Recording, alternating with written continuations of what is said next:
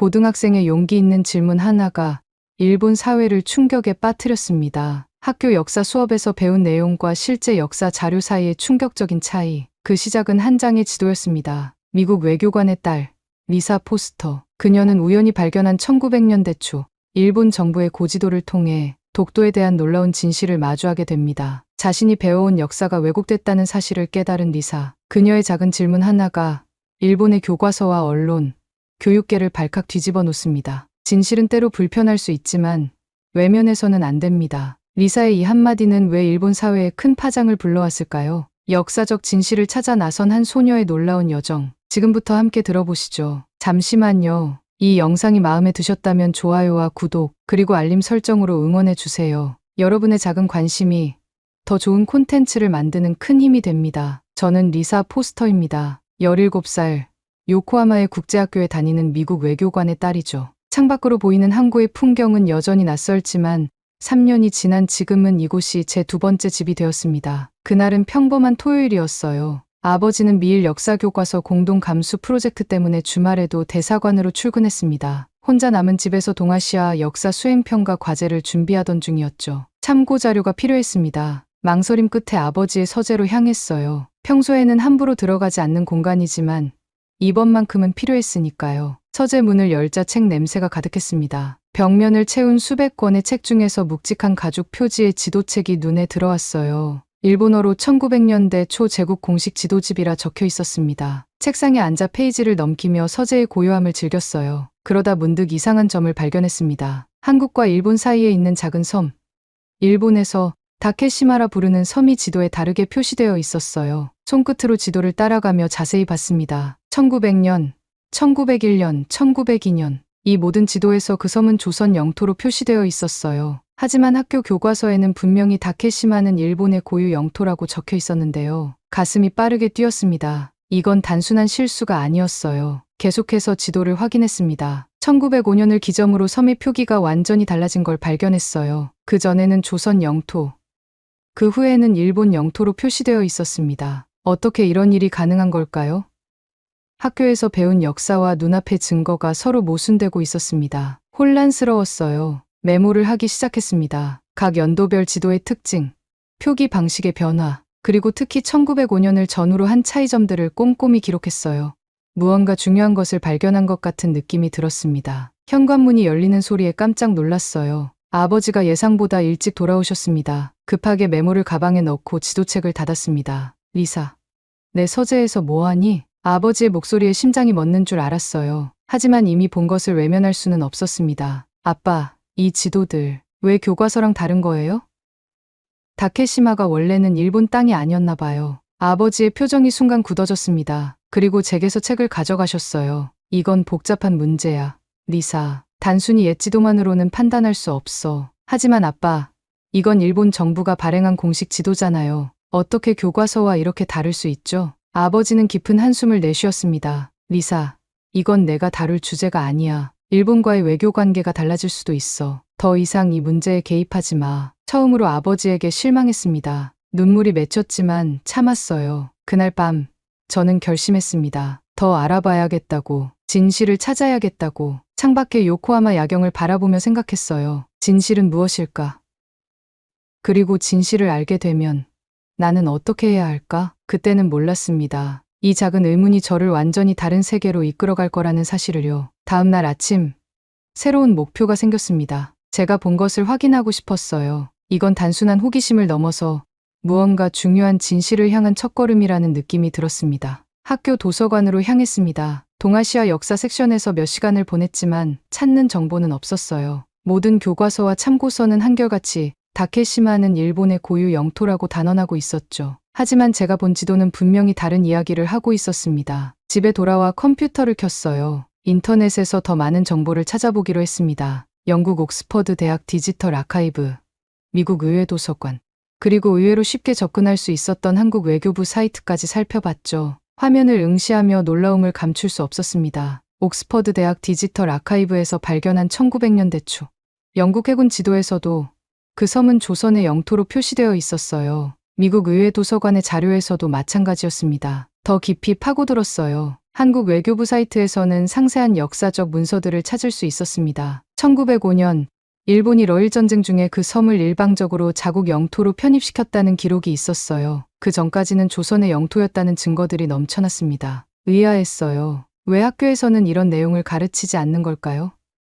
왜 교과서에는 다른 이야기가 실려 있는 걸까요? 메모장에 모든 발견 사항을 꼼꼼히 기록했습니다. 각 국가별 자료원, 지도의 출처, 날짜, 특이사항까지. 머릿속은 이미 혼란스러웠지만 한 가지는 분명했어요. 제가 학교에서 배운 역사는 완전한 진실이 아니라는 것. 저녁 식사 시간 용기를 내서 아버지에게 제 발견을 보여드렸습니다. 아빠, 제가 찾은 자료들이에요. 옥스퍼드 대학 아카이브와 미국 의회 도서관의 지도들도 다케시마가 원래 조선 영토였다고 표시하고 있어요. 아버지는 제 노트북 화면을 잠시 바라보더니 조용히 닫았습니다. 리사, 이런 문제는 단순하지 않아. 역사적 자료들은 다양한 해석이 가능해. 한쪽만 보면 안 돼. 하지만 아빠, 1905년 이전 지도들은 거의 모두 그 섬을 조선 영토로 표시하고 있어요. 이건 해석의 문제가 아니라 사실 아닌가요? 아버지의 표정이 어두워졌습니다. 리사, 넌 아직 어려. 국제 관계는 복잡해. 내가 생각하는 것보다 훨씬 더. 이건 내가 다룰 주제가 아니야. 일본과의 외교 관계가 달라질 수도 있어.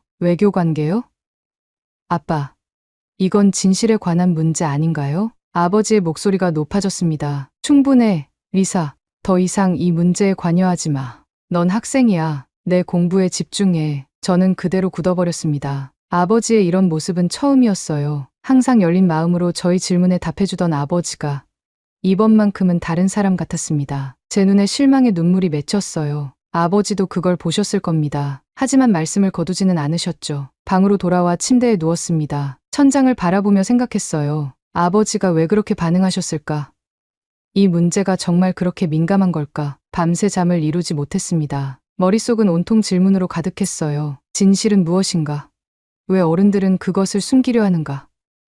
그리고 내가 알게 된 이 진실. 나는 이것으로 무엇을 해야 하는가? 새벽녘, 결심했습니다. 아버지의 경고에도 불구하고 계속 알아봐야겠다고요. 이건 단순한 역사적 호기심이 아니었습니다. 진실과 정의에 관한 문제였어요. 그리고 저는 진실의 편에 서기로 했습니다. 창밖으로 밝아오는 요코하마의 아침 하늘을 바라보며 다짐했어요. 아버지가 틀렸어요. 이건 제가 다뤄야 할 주제예요. 누군가는 말해야 하니까요. 그때는 몰랐습니다. 이 결심이 저를 얼마나 외로운 길로 이끌지, 그리고 얼마나 많은 사람들의 삶에 영향을 미칠지. 월요일 아침, 평소와 다른 기분으로 학교에 갔습니다. 주말 동안 찾아본 자료들이 머릿속을 채우고 있었어요. 마음은 무거웠지만 동시에 어떤 해방감도 느꼈습니다. 진실을 알게 되었다는, 그리고 그것을 더 알아보고 싶다는 갈망이 가슴속에서 자라고 있었거든요. 3교시, 동아시아 역사 수업 시간이었습니다. 시노다 선생님은 오늘도 열정적으로 수업을 진행하셨어요. 일본 메이지 시대부터 러일 전쟁까지의 영토 변화에 대해 설명하고 계셨죠. 러일 전쟁에서의 승리로 일본은 국제사회에서 강대국으로 인정받게 되었습니다. 이 시기 일본의 영토는, 선생님이 칠판에 지도를 그리며 설명할 때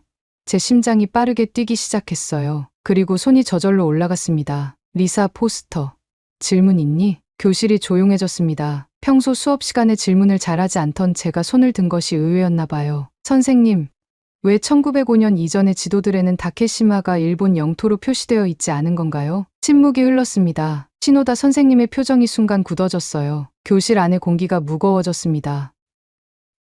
그건 좀 복잡한 문제야, 리사. 오래된 지도들은 불완전한 경우가 많아. 현대 역사학에 합의된 견해는 다케시마가 일본의 고유 영토라는 거야. 하지만 선생님, 제가 찾아본 바로는 영국 옥스퍼드 대학 아카이브와 미국 의회 도서관에 있는 지도들도 모두 1905년 이전에는 그 섬을 조선 영토로 표시하고 있었어요. 심지어 일본 정부가 발행한 공식 지도에서도요. 교실이 술렁이기 시작했습니다. 몇몇 학생들이 서로 소곤거렸어요. 시노다 선생님의 얼굴이 점점 붉어졌습니다. 리사, 그런 민감한 정치적 문제는 수업 시간에 적절하지 않아. 수업 후에 교무실로 와서 얘기하자. 하지만 선생님, 이건 정치적 문제가 아니라 역사적 사실에 관한 질문인데요. 수업 후에 교무실로 와. 선생님의 단호한 말에 더 이상 대꾸할 수 없었습니다. 나머지 수업 시간 내내 모든 학생들의 시선이 저를 향하는 것 같았어요. 불편했지만 후회하지는 않았습니다. 진실을 물었을 뿐이니까요. 수업이 끝나고 교무실로 향했습니다. 시노다 선생님과 함께 교감 선생님이 기다리고 계셨어요. 리사,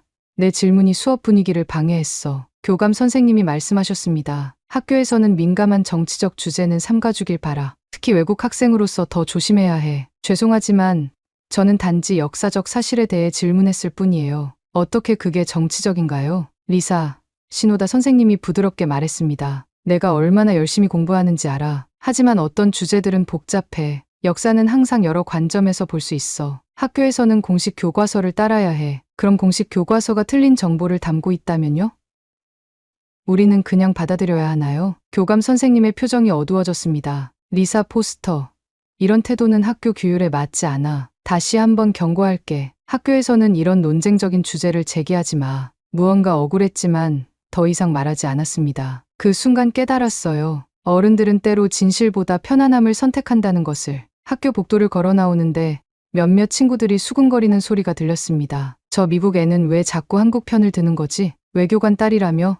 뭔가 정치적 의도가 있는 건 아닐까? 그냥 튀고 싶은 거 아니야? 가슴이 아팠지만 걸음을 멈추지 않았어요. 이제 저는 학교에서 문제아가 되어가고 있었습니다. 단지 진실을 물었을 뿐인데 집으로 돌아가는 버스 안에서 창밖을 바라봤습니다. 점점 더 고립되어가는 기분이었어요. 아버지는 이 문제에 개입하지 말라고 경고했고 학교에서는 질문조차 금지했습니다. 하지만 이상하게도 더 단단해지는 느낌도 들었어요. 모두가 외면하는 진실이라면 누군가는 말해야 하지 않을까. 그리고 그 누군가가 바로 저일 수도 있다는 생각이 들었습니다. 집에 도착했을 때 결심했어요. 더 이상 침묵하지 않기로. 제가 찾은 모든 것을 정리해서 공유하기로. 그것이 옳은 일이라고 느꼈으니까요. 방에 들어가 컴퓨터를 켜고 블로그를 만들기 시작했습니다. 제목은 단순하게 정했어요. 다케시마는 언제부터 일본 땅이었을까? 이제 진실을 향한 여정이 본격적으로 시작되었습니다. 밤새 블로그를 만들었습니다. 제가 찾은 모든 자료, 지도, 문서들을 정리했어요. 각 자료의 출처도 꼼꼼히 표기했습니다. 영국 옥스퍼드 대학 아카이브, 미국 의회 도서관, 일본 정부 공식 문서까지. 어떤 비판이 오더라도 사실만을 바탕으로 대응할 수 있도록 철저히 준비했죠. 블로그 첫 페이지에 적었습니다. 이 블로그는 진실을 찾기 위한 여정입니다. 정치적 의도나 어느 한쪽을 옹호하려는 것이 아닙니다. 다만 역사적 사실을 있는 그대로 보고 싶을 뿐입니다. 마지막 문장을 쓰며 잠시 망설였어요. 이 글을 올리면 돌이킬 수 없을 것 같았습니다. 학교에서, 그리고 아마도 집에서도 더 큰 문제가 생길지도 모릅니다. 하지만 그래도 진실을 말해야 해. 아무도 하지 않는다면 내가 시작할게. 게시 버튼을 눌렀습니다. 그 순간 묘한 해방감이 밀려왔어요. 두렵지만 옳은 일을 했다는 확신이 들었습니다. 처음 하루, 이틀은 아무 반응이 없었어요. 제 블로그를 누가 보겠어요? 17살 고등학생의 역사 블로그라니. 하지만 세 번째 날, 이메일 하나가 도착했습니다. 흥미로운 자료 정리에 감사드립니다. 저희 연구소 사이트에 귀하의 블로그를 공유해도 될까요? 옥스퍼드 동아시아 역사연구소. 심장이 뛰었습니다. 정말 옥스퍼드에서 온 이메일일까요? 프로필을 확인해 보니 정말 공식 이메일 주소였어요. 떨리는 손으로 동해 답장을 보냈습니다. 그리고 이틀 후 모든 것이 폭발했어요. 옥스퍼드 연구소의 SNS 계정이 제 블로그를 공유했고 이를 본 다른 역사학자들도 관심을 보이기 시작했습니다. 한국의 역사학자들은 물론이고 놀랍게도 일본의 몇몇 진보학자들도 저희 자료 정리를 긍정적으로 평가했어요. 일주일도 채 지나지 않아 제 블로그 조회수는 10만을 넘었습니다. 그리고 미국에서, 영국에서, 한국에서, 심지어 일본에서도 인터뷰 요청이 쏟아졌어요. KBS, CNN, BBC, 심지어 NHK까지. 처음에는 너무 놀라 어떻게 반응해야 할지 몰랐습니다. 하지만 마음을 가다듬고 몇몇 신뢰할 수 있는 매체와만 인터뷰를 하기로 했어요. 물론 자신의 얼굴과 이름을 공개하는 것은 부담스러워서 음성 변조와 얼굴 모자이크 처리를 조건으로 했습니다. CNN과의 인터뷰에서 질문을 받았어요. 리사 씨, 이런 민감한 역사적 주제를 다루게 된 계기는 무엇인가요? 저는 단지 진실이 궁금했을 뿐입니다. 교과서와 실제 역사적 자료 사이에 불일치가 있다면 그것을 알아볼 권리가 우리 모두에게 있다고 생각해요. 17살 고등학생으로서 이런 국제적 논란을 일으킨 것에 대해 어떤 감정을 느끼나요? 두렵기도 하고 때로는 외롭기도 해요. 하지만 진실을 추구하는 것은 옳은 일이라고 믿습니다. 그리고 놀랍게도 많은 분들이 저를 지지해 주셔서 감사해요. 인터뷰가 방송된 후 온라인은 뜨겁게 달아올랐습니다. 소셜미디어에서는 해시태그 샵진실을 위한 리사가 트렌드가 되었어요. 응원 메시지가 쏟아졌습니다. 하지만 동시에 비판과 공격도 거셌어요. 특히 일본 내에서는 외국 고등학생의 역사 왜곡이라며 강하게 비판했습니다. 익명의 위협 메시지도 몇 건 받았어요. 두렵기도 했지만 이미 돌아갈 수 없는 강을 건넌 기분이었습니다. 학교 생활은 더욱 어려워졌어요. 비록 제 신원을 완전히 공개하지는 않았지만 소문은 빠르게 퍼졌습니다. 복도를 걸을 때마다 수군거림이 들렸고 몇몇 친구들은 저를 완전히 멀리하기 시작했어요. 어느 날 오후 교감 선생님이 저를 교무실로 불렀습니다. 리사, 너희 블로그가 학교에 상당한 문제를 일으키고 있어. 많은 학부모들이 항의 전화를 하고 있어. 죄송합니다만 제가 사실만을 공유했을 뿐인데요. 문제는 그게 아니야. 너는 우리 학교를 대표하는 학생이야. 너의 행동이 학교의 평판에 영향을 미쳐. 그럼 제가 어떻게 해야 하나요? 교감 선생님은 책상 위에 종이를 밀어주셨어요. 블로그 삭제 요청서였습니다. 이것에 서명하고 블로그를 내리면 이 일은 여기서 끝나. 그렇지 않으면 당신의 미래와 학교 생활에 불이익이 생길 수 있어. 종이를 바라보며 떨리는 마음을 진정시켰습니다. 이게 옳은 일일까? 그냥 모든 것을 멈추고 평범한 학교 생활로 돌아가는 것이? 하지만 그동안 저를 지지해준 수많은 사람들은 어떻게 하죠? 시간을 주세요. 생각해 보겠습니다. 집으로 돌아와 아버지께 상황을 설명했습니다. 아버지는 이미 알고 계셨어요. 제 블로그가 미국 대사관 내에서도 이슈가 되었다고 했습니다. 리사, 이젠 멈춰야 해. 내 커리어에도 영향을 미친다. 아빠, 넌 아직 어려. 이런 국제적 분쟁에 말려들기에는. 아버지의 말씀을 자르고 조용히 대답했습니다. 아빠, 저는 미국인입니다. 표현의 자유와 진실을 믿어요. 그날 밤, 방 안에서 혼자 울었습니다. 너무 외로웠어요. 모두가 저를 멈추게 하려 했습니다. 하지만 포기할 수 없었어요. 이미 너무 많은 사람들이 진실을 알게 되었고, 그들은 더 알고 싶어 했으니까요. 상황이 가장 어두울 때, 2개의 메시지가 도착했습니다. 하나는 한국계 친구 세리에게서, 다른 하나는 제 블로그를 본 하버드 동아시아 교수님에게서요. 용기 내줘서 고마워. 리사, 내가 맞았어. 너희 곁에 있을게, 세리. 진실을 두려워하지 마세요. 역사는 당신의 편입니다. 하버드 교수. 눈물을 닦으며 새롭게 다짐했습니다. 더 이상 혼자가 아니라는 것을 알았으니까요. 진실은 때로 외로운 길일 수 있지만 그 길을 함께 걷는 이들이 있다는 것을 깨달았습니다. 아침이 밝았습니다. 창문으로 들어오는 햇살에 눈을 떴지만 몸은 무거웠어요. 잠을 제대로 이루지 못했거든요. 스마트폰을 확인하니 수십 개의 알림이 와 있었습니다. 더 많은 언론사의 인터뷰 요청, 블로그 댓글, 그리고 몇몇 협박성 메시지들. 학교에 가는 길, 평소와 다른 시선을 느꼈어요. 사람들이 저를 알아보는 것 같았습니다. 비록 인터뷰에서 얼굴을 공개하지 않았지만 소문은 빠르게 퍼졌나 봐요. 누군가 귓속말로 저 애가 그 블로거래라고 속삭이는 소리가 들렸습니다. 학교 게시판에 낯선 포스터가 붙어 있었어요. 역사 왜곡 노후. 학교 명예를 지키자. 제가 일으킨 파문이 이렇게까지 번져 나갔다니 가슴이 철렁했습니다. 첫 교시, 담임 선생님이 저를 불렀어요. 리사, 교장 선생님께서 지금 바로 만나고 싶어 하셔. 교장실로 향하는 복도는 너무나 길게 느껴졌습니다. 문을 두드리고 들어가자 교장 선생님뿐만 아니라 교감 선생님, 그리고 몇몇 학부모의 대표들이 앉아 있었어요. 리사 포스터, 교장 선생님이 냉랭한 목소리로 말씀하셨습니다. 자네가 일으킨 문제의 심각성을 알고 있나? 침을 삼키며 대답했어요. 저는 단지 역사적 사실을 공유했을 뿐입니다. 우리 학교는 정치적 중립을 지켜왔어. 내 행동은 그 원칙을 심각하게 훼손했어. 학부모 대표 중 한 분이 거칠게 끼어들었습니다. 우리 아이들이 학교에서 안전하게 공부할 권리가 있어요. 이런 정치적 문제로 아이들이 혼란스러워하고 있어요. 제 손이 떨렸지만 마음을 다잡았습니다. 죄송하지만 역사적 진실을 찾는 것이 어떻게 정치적 행위가 되나요? 저는 어느 국가의 입장도 옹호하지 않았어요. 단지 문서와 지도를 보여주었을 뿐이에요. 교장 선생님은 책상 위에 종이 한 장을 밀어주셨어요. 이것은 학교 측의 최종 결정이야. 48시간 내에 블로그를 삭제하고 공개 사과문을 올리거나 아니면 자퇴 처리될 거야. 종이를 바라보며 숨이 멎는 것 같았습니다. 자퇴. 이렇게까지 할 수 있나요? 미국에서라면 절대 상상할 수 없는 상황이었어요. 생각할 시간이 필요합니다. 교장실을 나오자마자 눈물이 왈칵 쏟아졌습니다. 화장실에 숨어 울면서 세리에게 문자를 보냈어요. 친구가 필요했습니다. 수업 시간에도 집중할 수 없었어요. 모든 학생들의 시선이 저를 향하는 것 같았습니다. 식당에서는 아무도 제 옆에 앉지 않았어요. 갑자기 제가 전염병 환자가 된 것 같았습니다. 오후, 세리가 학교 뒤편에서 만나자고 했어요. 세리는 제 유일한 동맹이 되었습니다. 어떻게 지내? 세리가 걱정스럽게 물었어요. 최악이야. 학교에서 자퇴하라고 협박하고 있어. 뭐라고? 그럴 수 없어. 내가 한 일은 용기 있는 행동이었어. 하지만 이제 모든 것을 잃을 것 같아 세리야. 친구들, 학교, 어쩌면 아버지의 지지도. 세리는 내 손을 꼭 잡았습니다. 넌 진실을 위해 싸우고 있어. 그건 결코 나쁜 일이 아니야. 집에 돌아가는 길 머릿속이 복잡했습니다. 정말 이 모든 것을 포기해야 할까요?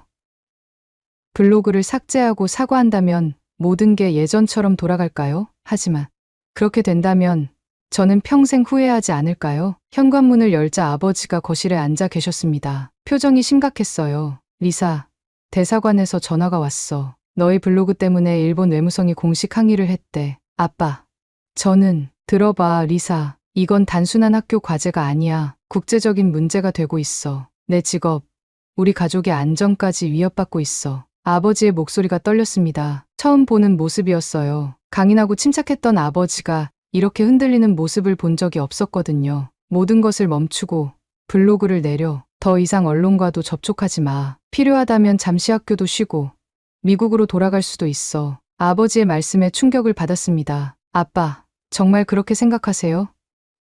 진실보다 편안함을 선택하는 게 맞나요? 리사, 아빠, 저는 미국인입니다. 표현의 자유와 진실을 믿어요. 아빠도 항상 그렇게 저를 가르치셨잖아요. 아버지는 한동안 말씀이 없으셨습니다. 그리고 조용히 방으로 들어가셨어요. 저는 제 방으로 돌아가 침대에 누웠습니다. 눈물이 자꾸 흘러내렸어요. 너무 외로웠습니다. 모두가 저를 포기하라고, 물러서라고 말했어요. 하지만 제 마음속에서는 여전히 한 가지 확신이 자리 잡고 있었습니다. 진실은 침묵 속에서 사라지지 않아. 누군가는 말해야 해. 밤이 깊어갈수록 더 많은 메시지가 도착했어요. 대부분 비난과 협박이었지만 그 중에는 응원의 목소리도 있었습니다. 특히 한국, 미국, 영국의 역사학자들과 학생들이 보내온 메시지는 큰 위로가 되었어요. 용기 있는 행동에 박수를 보냅니다. 옥스퍼드 대학 역사학과 학생, 진실은 언제나 승리합니다. 서울대 역사교수, 당신의 블로그가 우리에게 영감을 주었습니다. 하버드 대학 동아시아학 연구팀, 이런 메시지들을 읽으며 조금씩 힘을 얻었습니다. 비록 지금은 외롭고 두렵지만 제가 가는 길이 옳다는 믿음이 다시 살아났어요. 창밖의 별을 바라보며 생각했습니다. 진실은 외로운 길일 수 있어. 하지만 그 길은 항상 있어 왔고 누군가는 걸어야 해. 그리고 지금은 그 사람이 바로 나인 것 같아. 포기하지 않겠다고 다짐했습니다. 이 폭풍이 지나가면 더 밝은 하늘이 기다리고 있을 거라고 믿었으니까요. 아침에 이메일 하나가 도착했습니다. 국제학생연합 역사 컨퍼런스에서 보낸 초청장이었어요. 다음 달 도쿄에서 열리는 컨퍼런스의 발표자로 초대한다는 내용이었죠. 처음엔 믿기 어려웠습니다. 제가 만든 블로그가 이런 기회로 이어질 줄은 상상도 못했으니까요. 아버지께 보여드렸습니다. 아버지는 한참 고민하시더니 의외의 반응을 보이셨어요. 내가 믿는 길을 걸어. 이젠 나도 도와주고 싶다. 정말요, 아빠? 아버지는 조용히 고개를 끄덕이셨습니다. 그리고 처음으로 진심을 털어놓으셨어요. 사실 나도 그 자료들을 알고 있었어. 하지만 외교관으로서 그 사실을 공개적으로 인정할 수 없었지. 내가 용기 있게 행동하는 걸 보며 부끄러웠단다. 아버지의 말씀에 눈물이 났습니다. 마침내 이해받은 기분이었어요. 학교에서는 여전히 어려운 상황이 계속되었습니다. 교장 선생님의 최후 통첩은 아직 유효했고 시간은 점점 줄어들고 있었죠. 하지만 이제 확신이 생겼어요. 저는 포기하지 않을 것입니다. 세리와 아버지의 도움으로 컨퍼런스 발표를 준비했습니다. 더 많은 역사적 자료를 찾고 논리적으로 정리했어요. 이번에는 단순히 의문을 제기하는 것이 아니라 역사적 사실을 체계적으로 분석하는 접근법을 택했습니다. 컨퍼런스 당일 도쿄 국제회의장은 학생, 교수, 역사학자, 그리고 기자들로 가득 찼습니다. 제 차례가 다가오자 긴장으로 손이 떨렸어요. 이제 미국 국제학교 학생 리사 포스터의 발표가 있겠습니다. 제목은 지도로 보는 역사적 진실. 다케시마, 독도 문제의 재조명입니다. 무대에 올라 마이크 앞에 섰습니다. 객석에서 아버지와 세리가 응원의 눈빛을 보내고 있었어요. 심호흡을 하고 말을 시작했습니다. 저는 외교관의 딸이기 전에 진실을 추구하는 사람입니다. 오늘 제가 여러분과 나누고 싶은 것은 정치적 주장이 아닌 역사적 증거입니다. 떨리는 목소리로 시작했지만 말을 이어갈수록 자신감이 생겼어요. 제가 찾은 지도들, 문서들, 그리고 다양한 국가의 역사적 기록들을 하나씩 보여주었습니다. 1905년 이전의 지도들은 일관되게 이 섬을 조선의 영토로 표기하고 있습니다. 이는 단순한 우연이 아닙니다. 이것은 당시의 국제적 인식을 보여주는 증거입니다. 30분의 발표가 끝나고 질문을 받았습니다. 날카로운 질문들도 있었지만 준비한 자료들로 차분히 대응했어요. 일본 역사학자 한 분이 예상치 못한 지원을 해주셨습니다. 포스터 양의 발표는 우리 모두가 역사를 더 객관적으로 볼 필요가 있음을 상기시켜 줍니다. 비록 불편할지라도 진실을 마주하는 것이 진정한 학문의 자세입니다. 발표가 끝나고 기립 박수가 쏟아졌습니다. 그 순간 참았던 눈물이 흘러내렸어요. 누군가 제 목소리에 귀 기울여 주었다는 사실이 너무나 감격스러웠습니다. 행사가 끝난 후 여러 대학과 연구소에서 연락이 왔어요. 심지어 일본 내 진보적인 역사학자들이 서명운동을 시작했다는 소식도 들렸습니다. 역사교과서 재검토를 위한 학자들의 모임이라는 단체가 결성되었고 제 연구를 지지한다는 성명을 발표했어요. 아버지는 발표 후 저를 꼭 안아주셨습니다. 내가 자랑스럽구나, 리사. 내가 세상을 바꾸고 있어. 하지만 모든 것이 순탄했던 것은 아닙니다. 일본 보수 언론은 저를 국제관계를 교란하는 어린 선동가라고 비난했고 몇몇 정치인들은 불순한 정치적 의도가 있다고 주장했습니다. 그럼에도 불구하고 변화의 물결은 시작되었어요. 미국, 한국, 영국의 역사학자들이 동아시아 영토 분쟁 자료 검토 위원회를 구성하기로 합의했다는 소식이 전해졌습니다. 이 위원회는 객관적인 역사적 증거를 바탕으로 논쟁 중인 영토 문제를 재검토하겠다고 밝혔어요. 학교로 돌아왔을 때 놀라운 변화가 기다리고 있었습니다. 교장 선생님은 자퇴 요구를 철회했고 시노다 역사 선생님은 수업 시간에 저의 연구를 언급하기 시작했어요. 오늘 수업은 리사 학생의 블로그에 소개된 역사 지도로 시작하겠습니다. 역사는 다양한 관점에서 볼 필요가 있기 때문입니다. 친구들의 태도도 달라졌습니다. 처음에는 저를 멀리하던 친구들이 이제는 관심과 존경의 눈빛을 보내기 시작했어요. 내가 보여준 건 단순한 지식이 아니라 용기였어, 리사. 진실을 향한 여정이 이제 막 시작되었습니다. 하지만 이번에는 혼자가 아니었어요. 함께 걷는 사람들이 있었습니다. 컨퍼런스 발표 이후 한 달, 상황은 놀라운 속도로 변화했습니다. 제 블로그 방문자 수는 100만을 넘었고 세계 각국의 대학과 연구소에서 자료 공유 요청이 쏟아졌습니다. 하지만 가장 큰 변화는 일본 내부에서 일어났어요. 일본 문부과학성의 역사 교과서 재검토 청원이 시작되었습니다. 처음에는 소수의 진보적 학자들만 참여했지만 점차 일반 시민들도 동참하기 시작했어요. 2주 만에 서명 인원이 5만 명을 넘었습니다. 역사는 승자의 기록이 아니라 진실의 기록이어야 합니다. 청원서의 첫 문장이었어요. 제가 시작한 작은 불씨가 이제는 큰 불길이 되어 퍼져나가고 있었습니다. 미국, 한국, 영국 학계가 공동으로 발표한 동아시아 영토 분쟁 자료 검토 위원회 구성 소식은 국제 뉴스의 헤드라인을 장식했어요. 위원회는 국적과 정치적 입장을 초월한 학자들로 구성되었고 오직 객관적 사실만을 추구한다고 밝혔습니다. 학교 생활도 달라졌어요. 제가 그토록 두려워하던 교장 선생님은 이제 저를 학교의 자랑스러운 학생으로 소개하기 시작했습니다. 언론의 관심이 학교로 쏠리자 그분의 태도도 180도 바뀐 것이죠. 리사는 우리 학교의 비판적 사고 교육이 얼마나 뛰어난지 보여주는 좋은 사례입니다. 살짝 웃음이 나왔지만 겉으로는 예의 바르게 고개만 끄덕였습니다. 역설적이게도 제가 비판적 사고를 했다는 이유로 퇴학 위기에 처했었거든요. 시노다 역사 선생님은 더 놀라운 변화를 보여주셨어요. 어느 날 수업 시간에 갑자기 말씀하셨습니다. 오늘은 특별한 수업을 하겠습니다. 역사 교과서에는 나오지 않지만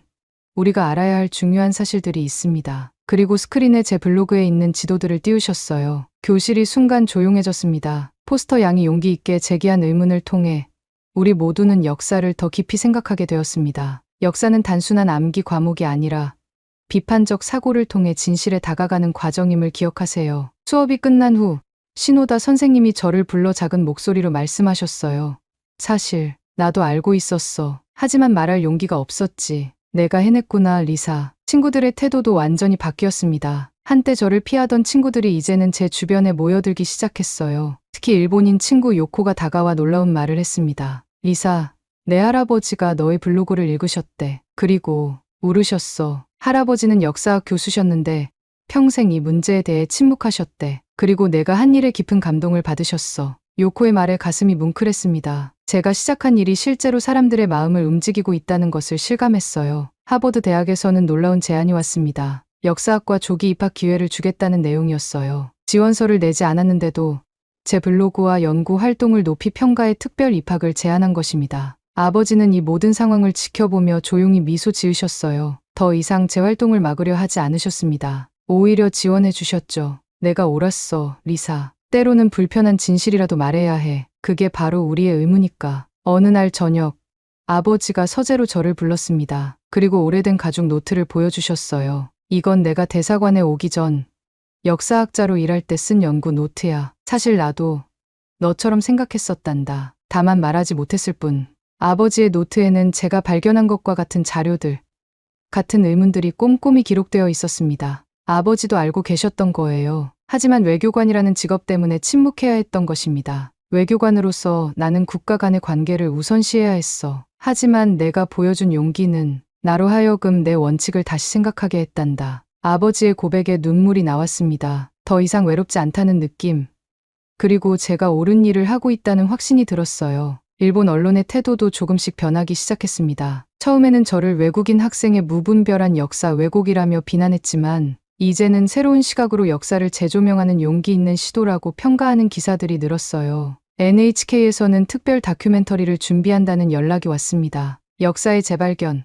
한 학생의 질문이 바꾸는 세계라는 제목의 다큐멘터리였어요. 처음으로 일본 공영방송에서 이 문제를 객관적으로 다루겠다는 의지를 보인 것입니다. 모든 것이 너무 빠르게 변하고 있었습니다. 때로는 꿈을 꾸는 것 같았어요. 단지 아버지의 서재에서 발견한 하나의 지도가 이렇게 큰 변화를 가져올 줄은 상상도 못했습니다. 그날 밤 블로그에 새 글을 올렸습니다. 진실은 때로 불편합니다. 하지만 불편하다고 해서 외면해서는 안 됩니다. 작은 목소리일지라도 진실을 말하는 것은 중요합니다. 그 목소리가 점점 커져 변화를 이끌어낼 수 있으니까요. 글을 올리고 창밖을 바라봤습니다. 요코하마의 밤하늘에 별들이 반짝이고 있었어요. 처음으로 느꼈습니다. 제가 시작한 이 여정이 단지 역사 바로잡기를 넘어 많은 사람들에게 용기와 희망을 주고 있다는 것을요. 하버드 역사학과에서 온 조기 입학 제안을 받아들이기로 결정했습니다. 이제 몇 달 후면 미국으로 돌아가 새로운 여정을 시작하게 될 거예요. 설렘과 아쉬움이 교차했지만 제가 해야 할 일이 아직 남아있다고 느꼈습니다. 졸업을 앞둔 마지막 날,